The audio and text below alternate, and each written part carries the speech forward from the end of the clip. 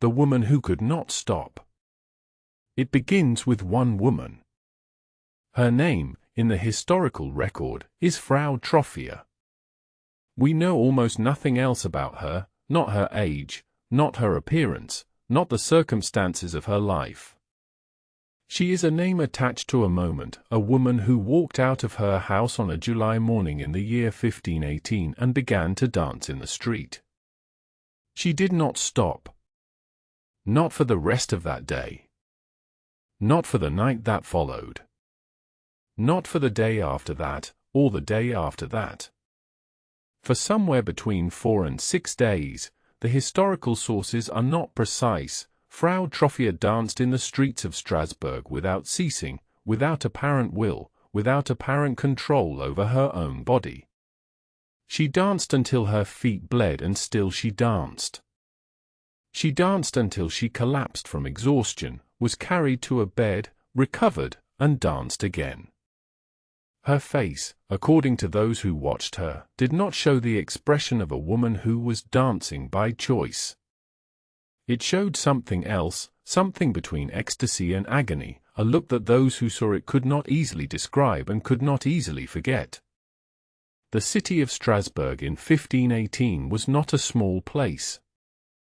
It was one of the largest and most important cities in the Holy Roman Empire, a commercial and religious center of some 50,000 people, situated on the Rhine at the crossroads of French and German cultural worlds. It had seen plagues, famines, floods, religious controversies. It was not easily surprised. But Frau Trophia surprised it. And within days, she would be joined by others. To understand what happened in Strasbourg in the summer of 1518, you need to understand the city in which it happened, because the dancing plague was not a random event. It emerged from a specific place, in a specific time, under specific pressures that had been building for years. Strasbourg in 1518 was a city under stress.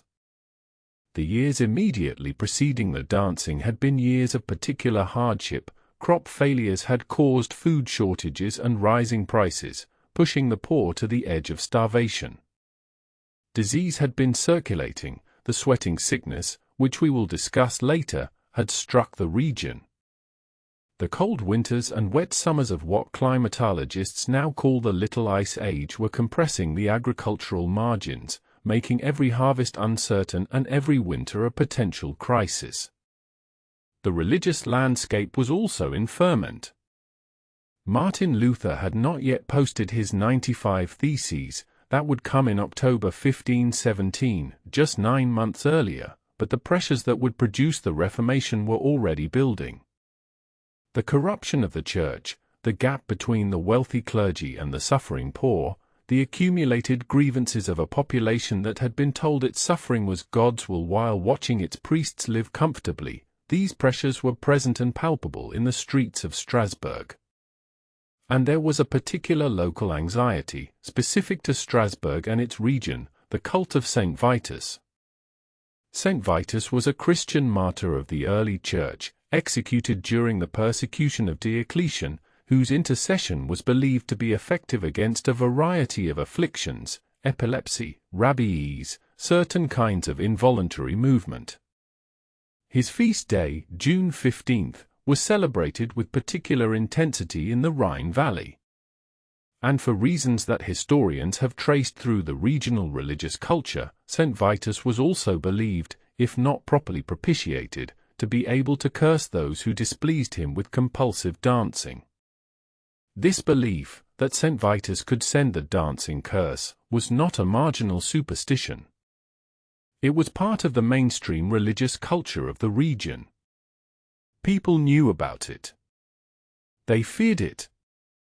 And when Frau Trophia began to dance, they had a frame ready to put around what they were seeing. The historical sources for the dancing plague of 1518 are, by medieval standards, relatively rich. We have municipal records, the deliberations of the Strasbourg City Council, which met repeatedly to discuss the crisis and whose records survive in the city's archives. We have a chronicle written by a local physician, one of several medical men who examined the dancers. We have notes from the town's secular and religious authorities, documents that capture the crisis in something approaching real time. What these sources tell us about the first days is that the city's initial response was confusion. Frau Troffea was dancing. Other people, a handful, then a dozen, had joined her. The authorities were not sure what to do. Was this a religious manifestation? A medical condition? A social disruption? The categories available in 1518 were different from ours, and the response options were correspondingly different. The medical understanding of the era did not include anything like our concept of mass psychogenic illness or conversion disorder. What the physicians of 1518 had instead was the theory of humors, the ancient Greek system, still dominant in early modern European medicine, that explained illness in terms of imbalances among the four bodily humors: blood, phlegm, yellow bile, and black bile. Excess of blood caused overheating and agitation. Excess of black bile caused melancholy. The physicians who examined the dancers concluded that the dancing was caused by an excess of hot blood, that the dancers were overheated, their blood inflamed, their bodily equilibrium disturbed by some internal imbalance. Their prescription followed from this diagnosis. The dancers needed to continue moving, to sweat out the excess, to work through the humoral imbalance that was driving them. This prescription, which would strike a modern physician as almost spectacularly counterproductive, shaped the city's official response in ways that would prove fateful. The Strasbourg City Council, confronted with a growing number of uncontrollably dancing citizens in its streets, made a decision that has puzzled historians ever since. They built stages. Not stages for theatrical performance, stages for the dancers to dance on. The council hired musicians, pipers, and drummers to play for the dancers. They cleared 2 guild halls, large indoor spaces, and converted them into venues where the afflicted could dance with professional musical accompaniment. They stationed attendants to keep watch over the dancers, help those who collapsed, and prevent injury. The logic behind this response, which seems bizarre to modern readers, was rooted in the humoral medical theory that the physicians had applied. If the dancers needed to sweat out their excess hot blood, the best thing to do was to facilitate the process, to provide music and space so that the dancing could proceed efficiently. You treat fever by promoting sweating, you treat dancing mania by promoting dancing. There was also, perhaps, a more practical logic. By concentrating the dancers in specific locations and providing professional supervision, the council was managing a public order problem. Dancing in the streets was disruptive, dangerous, and frightening. Dancing in guild halls was at least contained. The effect of the council's decision was, almost certainly, the opposite of what was intended. By providing music, stages, and social permission for the dancing, the city inadvertently created the conditions for more dancing. New people joined. The outbreak spread. Within weeks of the council's intervention, the number of dancers had grown from a handful to dozens. Within a month, by some accounts, it had reached several hundred. How did the dancing spread? This question is at the heart of every serious attempt to understand the dancing plague, and the answer you give to it determines, in large part, which explanatory theory you favor. If the dancing was caused by a physical agent, a toxin, a disease, then the spread must have involved exposure to that agent. Everyone who danced was poisoned, or infected, or otherwise physically affected. The social dynamics of the spread are secondary. If the dancing was caused by a psychological process, mass hysteria, conversion disorder, the power of suggestion in a highly susceptible population, then the spread was social. People saw others dancing and, in a state of heightened anxiety and susceptibility, began to dance themselves. The dancing was contagious not because it carried a physical pathogen but because it carried a social and psychological one. Most of the contemporary sources describe the dancing as spreading by observation, people watching the dancers and then, sometimes after a period of hours or days, beginning to dance themselves. This pattern is consistent with a psychogenic explanation, though it is not inconsistent with a toxin explanation if the toxin was widespread in the food supply. The social dynamics of the spread are also worth noting. Not everyone who observed the dancing began to dance. The people most likely to join were those who were already in a state of psychological distress, those who had lost family members to the recent famines and diseases, those who were in conflict with their social situation, those who were, for whatever reason, on the edge of a psychological breaking point. The dancing seems to have found its way into the most vulnerable people first. What did the dancing actually look like? The contemporary sources describe it in terms that make clear it was not ordinary dancing, not the kind of dancing that people did at festivals and celebrations, the skilled, controlled movement of people who were choosing to dance. The dancers moved compulsively, their bodies jerking and twisting in movements that they could not control and could not stop. They cried out, sometimes in pain, sometimes apparently in religious ecstasy. Some of them called on saints, St. Vitus especially, to release them. Some of them seemed unconscious of their surroundings, their eyes open but unseeing, their movements not responsive to the people around them. Their feet and legs were the primary sites of movement, but their whole bodies were involved, the arms flailing, the head jerking, the torso twisting. The dancing bore some resemblance to what we would now recognize as a seizure disorder, except that it was sustained over days and weeks rather than occurring in brief episodes. It also bore some resemblance to what we would now call a conversion disorder, a condition in which psychological distress manifests as physical symptoms, including uncontrolled movement. The physical consequences for the dancers were severe.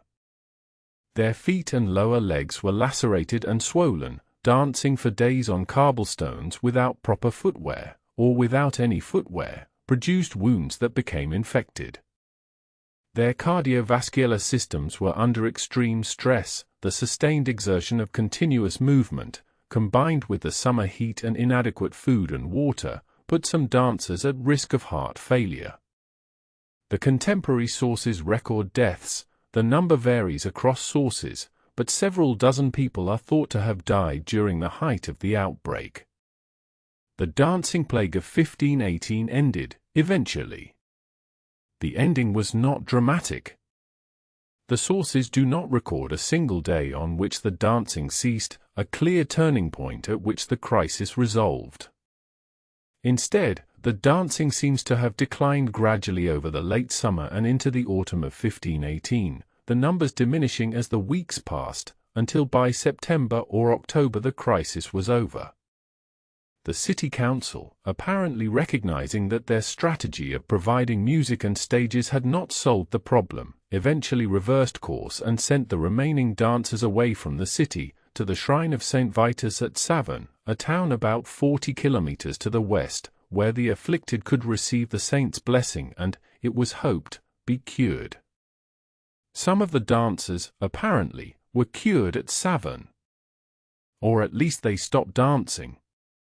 Whether this was the result of the saint's intercession, the psychological effect of the pilgrimage and the ritual, or simply the natural end of whatever process had been driving the dancing, we cannot say. What we can say is that by the time autumn came to Strasbourg, the dancing plague was over. The stages were dismantled. The musicians were dismissed.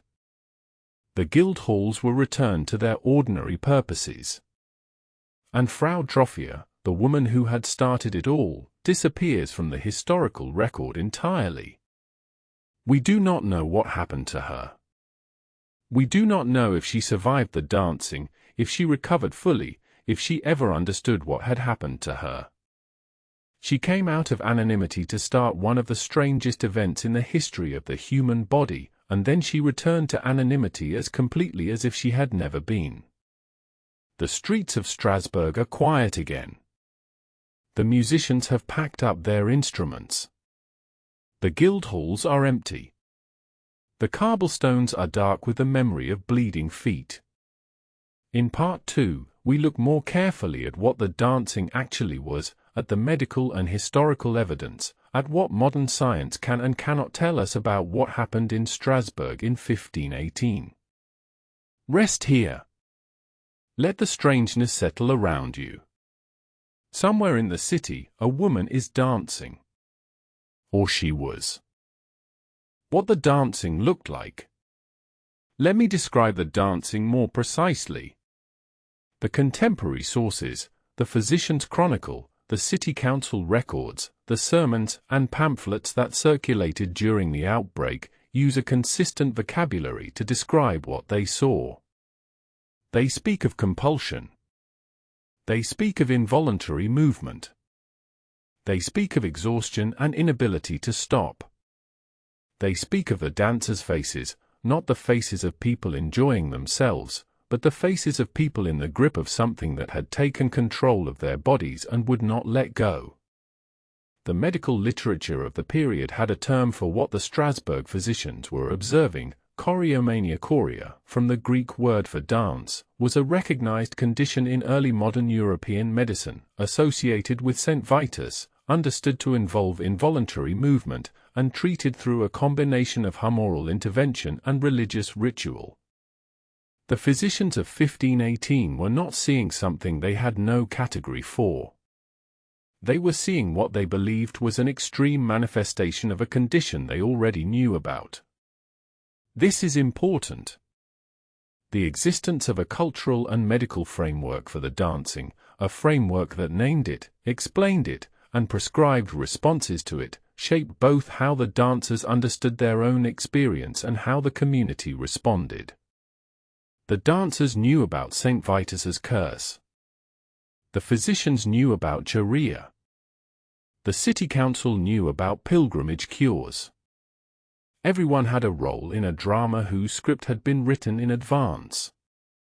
The most detailed contemporary account of the dancing plague comes from a physician named Symphorian Champier, who examined some of the dancers and wrote a description of what he found. Champier's account is remarkable for its clinical precision. By the standards of early modern medicine, it is a careful and honest attempt to describe a phenomenon that he found genuinely puzzling. He describes the dancers' movements as involuntary, notes their inability to stop despite apparent desire to do so, records the physical consequences of the sustained movement, and mentions the dancers' mental state, the way some of them seemed to be in a trance, while others were fully conscious but unable to control their bodies. The city council records are less clinical but more administratively detailed. They record the dates on which various measures were taken, the locations where the dancers were housed, the names of the musicians hired to play for them, the decision to send some dancers to Saverne. They give us a timeline of the crisis and a picture of how the city's governing authorities responded to it. There are also several pamphlets and broadsides, the early modern equivalent of newspaper articles, that circulated during the outbreak. These are less reliable than the official records, as they were produced for popular consumption and were not above embellishment. But they tell us what the broader public was hearing about the crisis and how the event was being interpreted at the level of popular culture. Together, these sources give us a picture of the dancing plague that is more detailed than almost any comparable event from the same period. The crisis was observed, recorded, and debated in real time by people who found it as strange as we do. How many people danced? The sources vary in their estimates, and modern historians have debated the reliability of the numbers given. The maximum figure cited in some sources, 400 dancers at the peak of the outbreak, is probably an exaggeration, or at least an approximation. The actual number of people who were verifiably afflicted, based on the available records, is likely in the range of 50 to 100, with the number fluctuating as new cases appeared and others recovered. Even at the lower end of this range, the dancing plague was a significant event.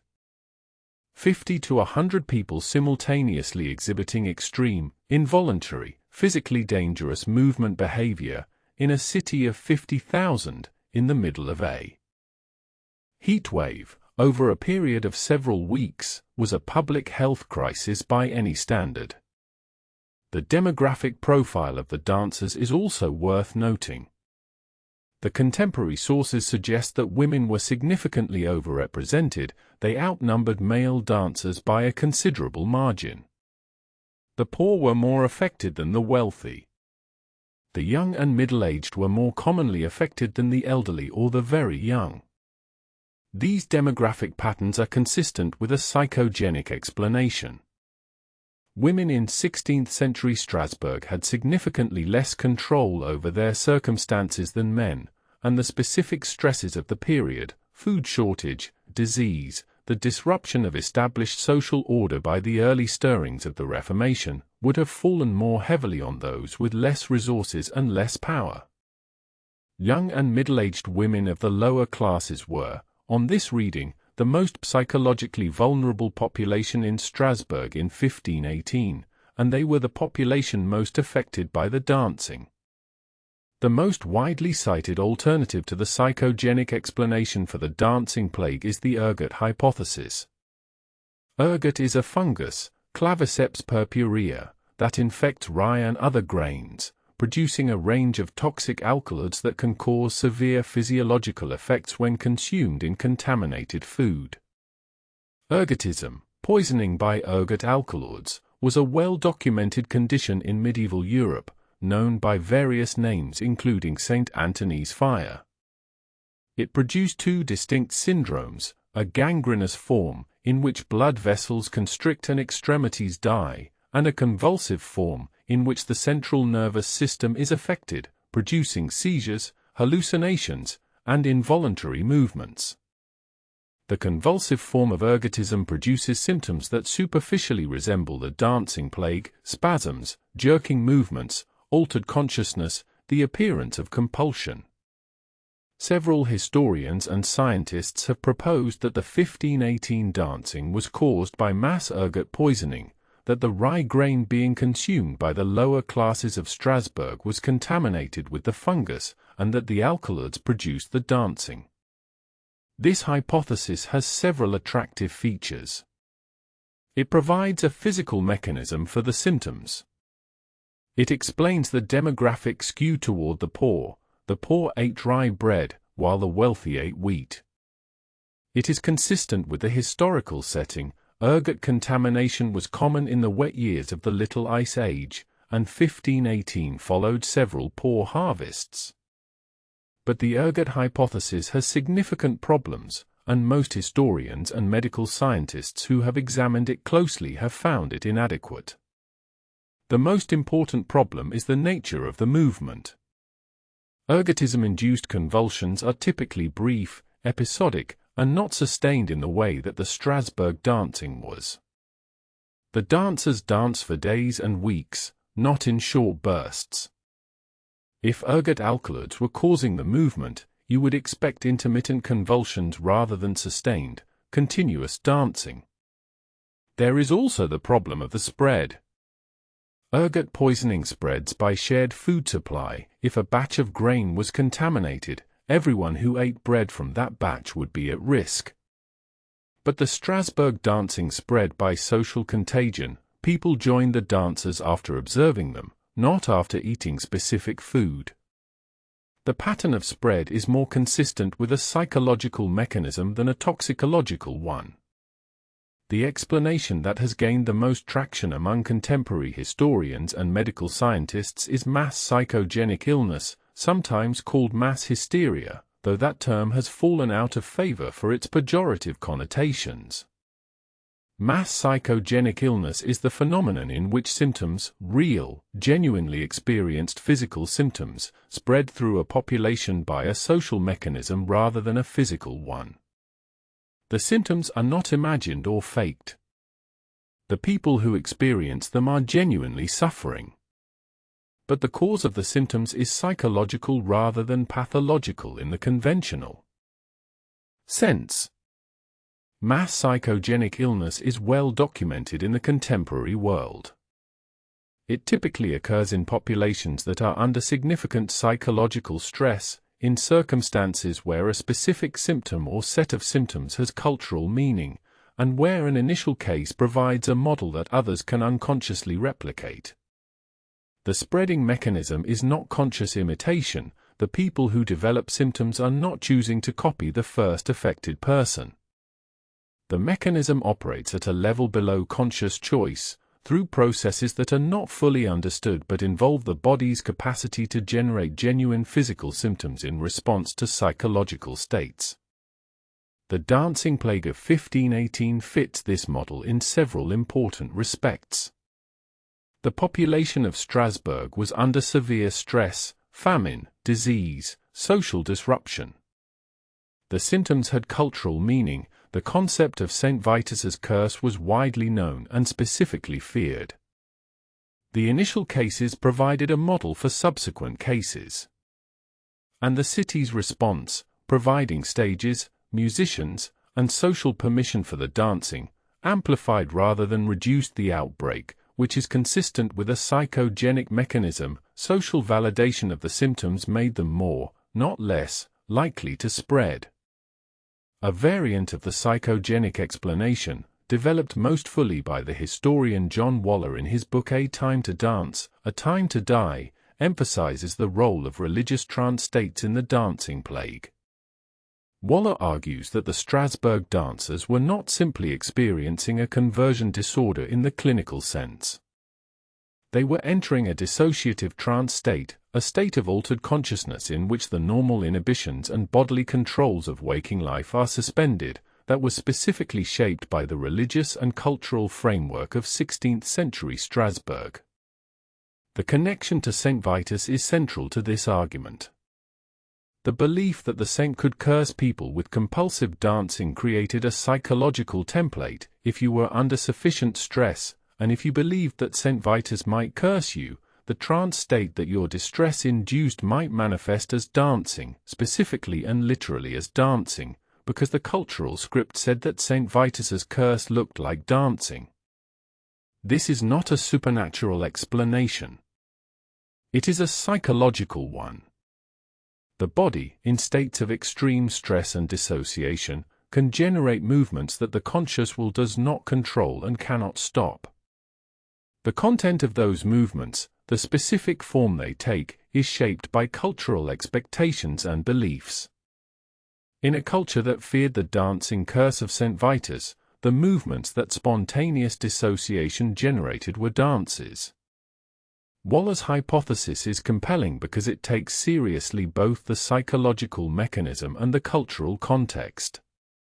It does not reduce the dancing plague to simple hysteria, the dismissive sense of women losing control irrationally. It situates the event in a specific historical moment, explains why it took the specific form it did, and accounts for the demographics and the spread. The dancing plague of 1518 sits at the intersection of the body and the mind in a way that makes it genuinely illuminating for contemporary medicine and psychology. We tend, in modern Western culture, to treat the body and the mind as separate systems, the body as a physical mechanism, the mind as the consciousness that inhabits it. This separation is deeply embedded in our medical system, which divides physical medicine from psychiatric medicine, and in our cultural common sense, which distinguishes between being physically ill and being mentally ill as if these were categorically different states. The dancing plague does not respect this separation. The dancers were genuinely ill, their feet were bleeding, their cardiovascular systems were stressed, some of them died. These were physical symptoms with physical consequences. And yet the cause of their illness was, most likely, psychological, rooted in the anxiety and despair of a population under extreme stress, shaped by cultural beliefs about divine punishment and involuntary movement. The body and the mind were not separate in the dancing plague. The distress of the mind expressed itself through the movement of the body, and the movement of the body created physical damage that was entirely real. The mind made the body sick in a way that the body could not simply recover from by force of will. This understanding, that the distinction between physical and psychological illness is less clear than we like to think, has important implications for contemporary medicine. Conversion disorders, psychosomatic illness, the physical effects of chronic stress, these are phenomena that the modern medical system struggles to address precisely because they cross the boundary that it has drawn between the body and the mind. The evidence is laid out. Ergot, mass hysteria, religious trance, the body expressing what the mind cannot contain. Each of these explanations touches part of the truth without capturing all of it. In Part 3, we go deeper into the world that made the dancing plague possible, into the specific pressures, beliefs, and circumstances of Strasbourg in 1518. Rest here. The music has stopped. But the feet are still moving. The world that made it possible. No event happens in isolation.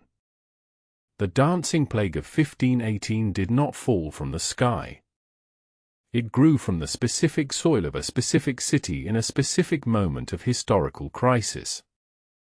To understand it, not just to describe it, but to genuinely understand why it happened and why it took the form it did, you need to understand Strasbourg in the years leading up to 1518, the pressures that had been accumulating in its streets and houses and churches, the particular combination of material deprivation and spiritual anxiety that created a population capable of something so extraordinary.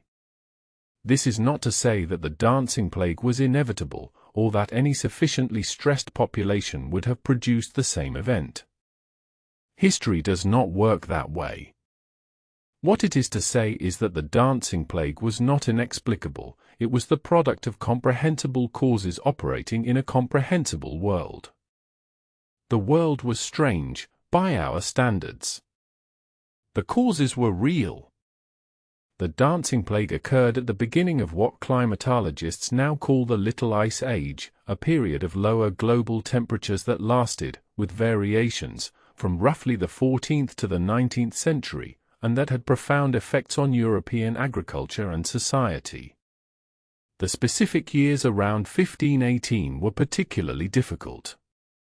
Tree ring data and historical records indicate that the years from roughly 1515 to 1520 were cold and wet across much of Europe, poor growing conditions that produced repeated harvest failures. In the Rhine Valley, where Strasbourg was situated, these conditions were especially severe. The consequences of repeated harvest failure in a pre-industrial society are not abstract. They mean hunger. They mean that the price of bread, the primary calorie source for the urban poor, rises to levels that significant portions of the population cannot afford. They mean that the social fabric that normally supports the vulnerable, charitable institutions, community reciprocity, the surplus that allowed wealthy households to support dependent poor, is stretched beyond its capacity. Strasbourg in 1518 was a hungry city. The people dancing in its streets were, many of them, people who had been hungry for years, who had watched family members die of starvation or the diseases that follow malnutrition, who were living with the chronic anxiety of not knowing where the next meal was coming from, who were, in a physiological as well as a psychological sense, depleted. Chronic malnutrition, we now know, has significant psychological effects. It reduces cognitive function and emotional resilience. It increases anxiety and vulnerability to stress. It makes the body and the mind less able to cope with additional pressures. The population of Strasbourg in 1518 was not merely psychologically stressed, its members were physiologically compromised in ways that would have made them more susceptible to the kind of psychological crisis that manifested as the dancing plague. Alongside the harvest failures of the years around 1518, Strasbourg and the Rhine Valley had been afflicted by disease. The most feared disease of the early 16th century in northern Europe was not the plague. The Black Death had been endemic in Europe for a century and a half, and people had developed a grim familiarity with it, but a newer and in some ways more terrifying illness, the sweating sickness. The sweating sickness appeared in England in 1485 and spread across northern Europe in a series of epidemic waves over the following decades. It was characterized by sudden onset, extreme fever, profuse sweating, and rapid deterioration. In severe cases, a person who was healthy in the morning could be dead by evening. The mortality rate was high, and unlike the plague, which primarily killed the young and the old, the sweating sickness seemed to preferentially kill the healthy and the vigorous. An epidemic of the sweating sickness struck the Rhine Valley in the years immediately preceding 1518. The psychological effect of watching apparently healthy people die within hours, with no warning, no pattern, no comprehensible reason, was profound. It reinforced the sense of a world under divine judgment, of a God who was angry with his people for reasons that were not entirely clear, of a universe in which ordinary safety could not be assumed. The combination of harvest failure and epidemic disease created a population that was, in 1518, living very close to the edge. Not just materially close to the edge, though many were, but spiritually and psychologically close to the edge. The accumulated weight of years of suffering, of watching people die, of praying for relief that did not come, had brought significant portions of the Strasbourg population to a state of extreme vulnerability. The religious landscape of Strasbourg in 1518 was not the stable, unquestioned Catholicism of an earlier era. It was a landscape in active ferment, full of competing currents and unresolved tensions. The Reformation was beginning. Luther's 95 Theses had been posted in October 1517, just 9 months before the dancing plague began. The ideas they contained, the challenge to papal authority, the questioning of indulgences, the suggestion that the Church had failed in its pastoral responsibilities, were circulating in Strasbourg as they were circulating across the German-speaking world. The city would become one of the early centers of Reformation thought. But in 1518, the Reformation was not yet established. It was a current of anxiety and questioning running through a religious culture that had not yet found a new equilibrium. The people of Strasbourg were caught between a church they had learned to distrust and a new religious framework that had not yet fully materialized.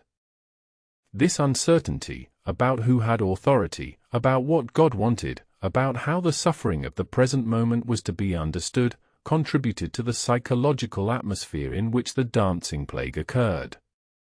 At the same time, the folk religious culture of the period was extraordinarily rich in specific anxieties and specific protective practices.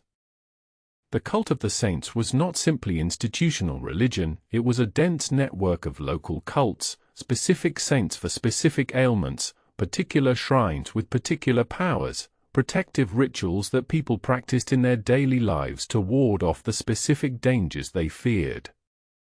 St. Vitus stood in this network as the saint of involuntary movement, the one you prayed to if you feared seizure, if your child had convulsions, if you wanted to protect yourself against the dancing curse.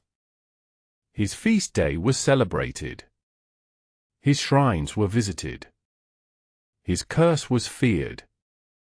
And in a community already living under extreme stress, already primed by years of suffering to expect further punishment, the fear of St. Vitus's curse was not a marginal superstition. It was a live and active anxiety. Who were the people who danced? The historical records are not precise enough to give us individual biographies for most of the dancers. But the patterns that emerge from the available evidence tell us something important about the social distribution of the crisis. Women predominated significantly. This demographic pattern is consistent with the broader historical pattern of mass psychogenic illness, which in most documented cases disproportionately affects women and girls. The reasons for this are debated. They involve the intersection of social position, emotional expression norms, and the specific stresses that fall on women in patriarchal societies, but the pattern is consistent enough to be considered a robust feature of the phenomenon. The poor were more affected than the wealthy. The artisan and laboring classes of Strasbourg, not its merchants and nobles. This pattern is also consistent with the broader pattern of psychogenic illness, which typically clusters in populations under the greatest social and economic stress. The poor of Strasbourg had suffered most from the harvest failures, had least recourse to medical care, had the least control over their circumstances, and were the most likely to be in a state of psychological extremity. Young and middle-aged adults were more commonly affected than the very old or the very young. Children were apparently largely spared. The dancing plague was not a children's phenomenon, as some later episodes of mass psychogenic illness would be. These patterns paint a picture of a specific social stratum, young and middle-aged women of the laboring poor, as the population most susceptible to the crisis. They were the people whose circumstances had been most difficult, whose psychological resources were most depleted, who had the least social power to manage their distress through conventional means, and who had the strongest connection to the religious culture that provided the specific template of St. Vitus's curse. The dancing plague of 1518 was not the only event of its kind. Historical records from the 13th through 16th centuries document a series of similar events across the Rhine Valley and surrounding regions, events in which groups of people danced compulsively, sometimes for days, sometimes in numbers that overwhelmed the communities in which they occurred. The most dramatic precedent was the dancing mania of 1374, which followed the catastrophic Black Death and spread across a wide area of the Rhineland. Thousands of people were reportedly affected, dancing in the streets of multiple cities, seeking relief at various shrines, dying in significant numbers from exhaustion. The 1374 event was larger and more geographically dispersed than the 1518 Strasbourg outbreak, and it occurred in the aftermath of the worst epidemic in European history, conditions of social trauma even more extreme than those of 1518. There were also smaller, more localized events, a dancing outbreak in Maastricht in 1278, another in Erfurt in 1237, others in various German and Flemish towns through the 14th and 15th centuries. Each of these occurred in the aftermath of major disasters, plagues, floods, famines, and each took the specific form of compulsive dancing because of the specific cultural belief about St. Vitus that was active in the region. The pattern across these events is instructive. Dancing manias occurred where St. Vitus's cult was active, where the population was under extreme stress, and where a previous outbreak provided a model for the current one. They did not occur in regions without the St. Vitus tradition, even when those regions were under comparable stress. The cultural template was as essential as the psychological vulnerability. The dancing plague of 1518 was among the last of the large-scale dancing manias in European history. After the Reformation established itself and the old folk religious culture began to be replaced by a more scripture-centered Protestantism, the specific cultural template of St. Vitus's curse lost its power. Without the belief system that gave the dancing its specific form, the phenomenon did not recur in the same way. Mass psychogenic illness continued, and continues to this day, but it took different forms, reflecting the different cultural frameworks of different eras. This historical pattern is one of the strongest arguments for the psychogenic explanation of the dancing plague. If the dancing had been caused by a physical agent, ergot, disease, some environmental factor, there is no obvious reason why it would have ceased to occur after the Reformation. Physical agents do not respond to changes in religious culture. But psychogenic illnesses respond to cultural frameworks. When the St. Vitus framework ceased to be a live and feared possibility for the population of the Rhine Valley, the dancing ceased to be the form that psychological distress took. The distress continued. The specific manifestation stopped. The harvest failures ended, eventually. The sweating sickness moved on. The Reformation came and changed the religious landscape. The specific combination of pressures that had created the conditions for the dancing plague slowly dissolved. But the dancing had happened. The bodies had moved. The feet had bled. In Part 4, we ask what the dancing plague means for us, what it tells us about the relationship between the mind and the body, between culture and illness, between individual suffering and collective crisis. Rest here. The streets of Strasbourg are quiet. They have been quiet for 500 years. What it means. The dancing plague of 1518 happened 500 years ago, in a world so different from ours that it can feel like another planet. The people of Strasbourg in 1518 did not have germ theory. They did not have psychiatry. They did not have the concept of stress, or trauma, or psychosomatic illness. They had humors and saints and the conviction that the world was governed by divine will, and they used these frameworks to make sense of something that none of their frameworks fully explained. We have better frameworks now. We have neuroscience and epidemiology and the accumulated clinical knowledge of 5 centuries of medicine. We can look at the dancing plague and say, with reasonable confidence, that it was a mass psychogenic illness, that the bodies of Strasbourg's poor danced because their minds could no longer contain the suffering that had accumulated in them, and that the dancing took the specific form it did because the culture of the time provided a specific template for the expression of that suffering. This explanation is better than the explanations available in 1518. It is more accurate. It is more useful for understanding similar phenomena. But it is not complete. And the ways in which it is incomplete are instructive. The psychogenic explanation for the dancing plague, as compelling as it is, leaves important questions unanswered. We do not fully understand the mechanism by which psychological distress produces genuine physical movement. The concept of conversion disorder, the contemporary term for the condition in which psychological distress manifests as physical symptoms including involuntary movement, is well established clinically, but the underlying neurological mechanism is not well understood. We know that it happens. We do not know exactly how. We do not fully understand why some individuals in a stressed population develop conversion symptoms while others do not. In Strasbourg, hundreds of thousands of people were living under the same conditions of stress that produced the dancing in several hundred others. What determined who danced and who did not?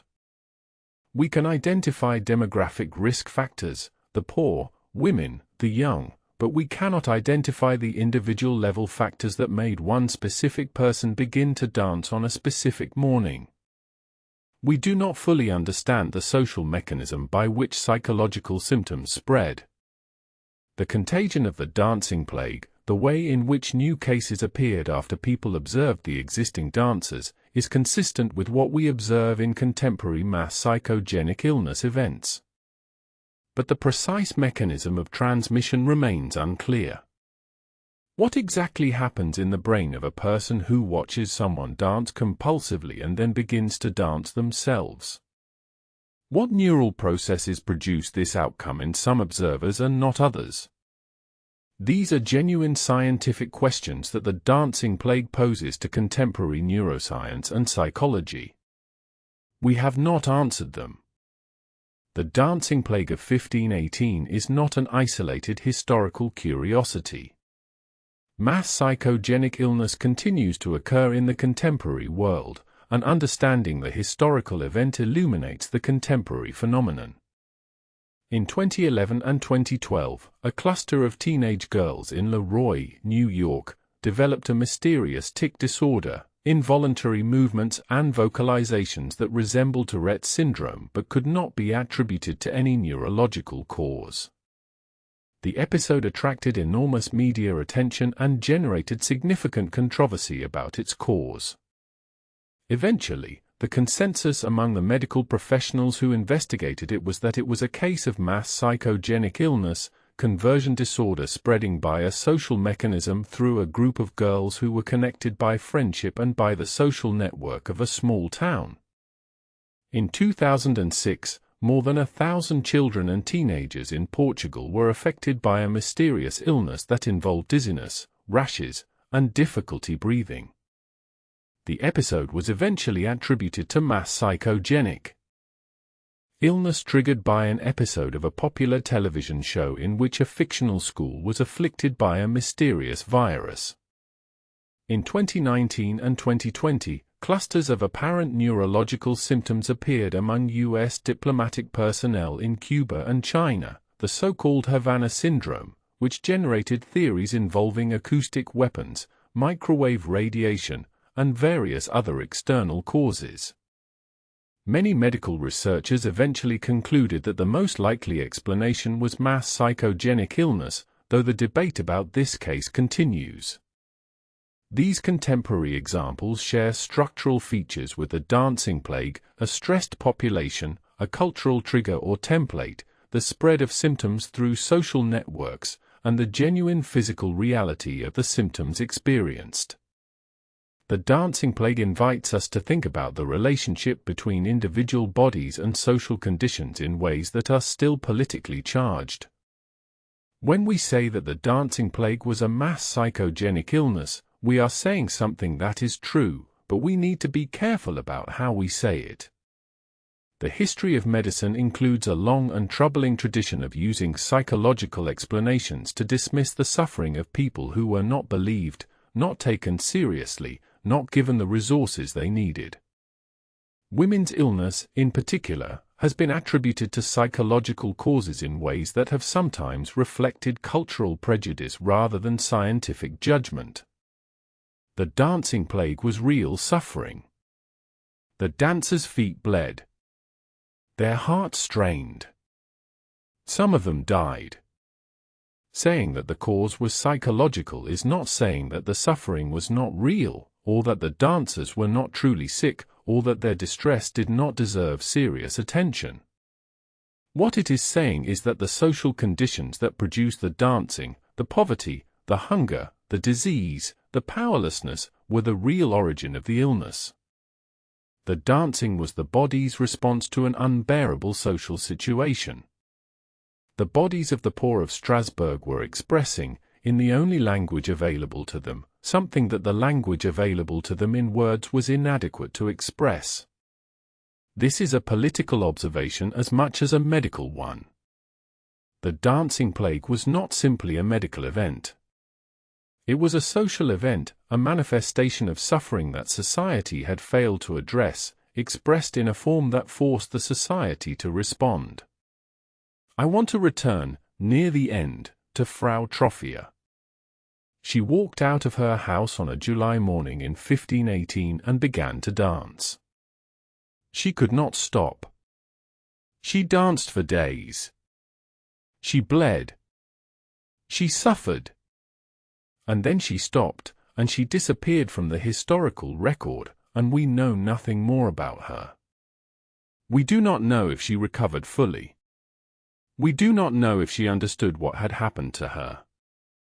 We do not know if the community that had watched her dance, that had, in some respects, enabled her dancing by providing musicians and stages, ever offered her anything in return for the suffering she had undergone.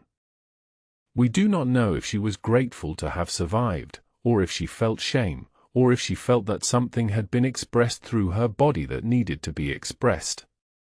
We do not know if she ever danced again, by choice, with pleasure.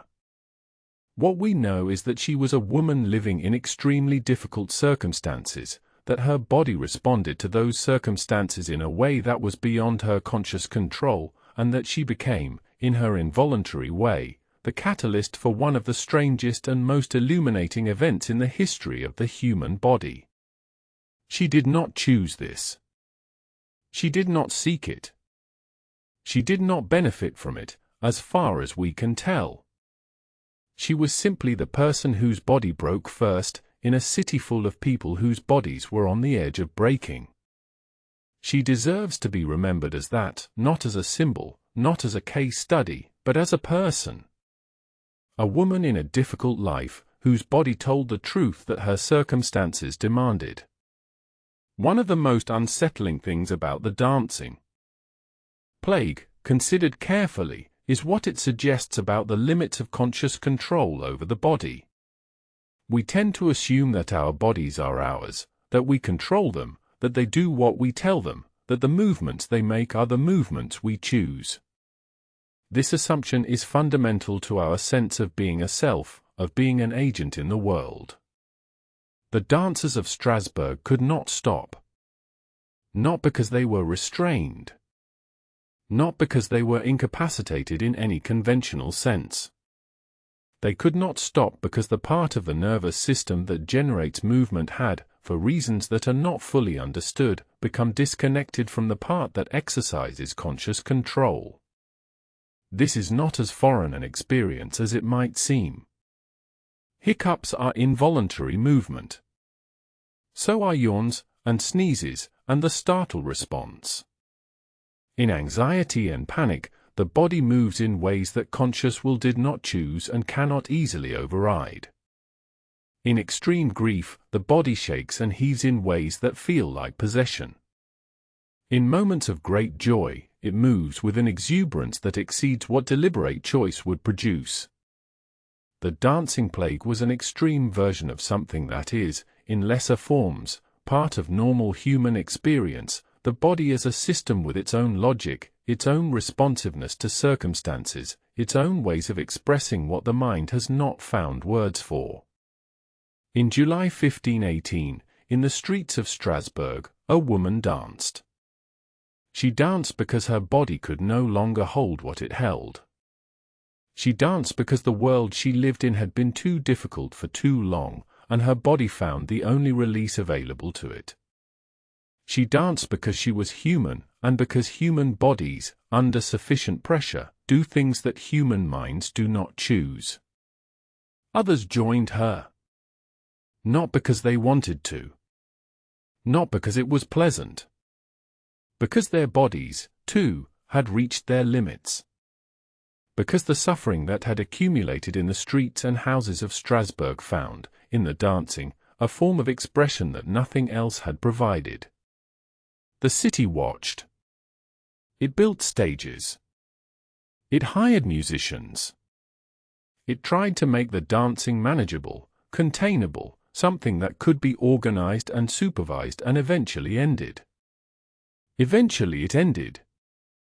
We do not fully know why it began, and we do not fully know why it ended. We know that it happened, and we know something about the conditions that made it possible, and we know that those conditions were the ordinary conditions of human suffering, hunger, fear, powerlessness, the weight of years of difficulty without relief. The bodies of the poor of Strasbourg told the truth. They danced because they had to. They danced because nothing else was available to them. They dance because the body, when it cannot be heard in any other way, will find a way to make itself heard. 500 years later, we are still listening. We have not yet fully understood what they were saying. Good night.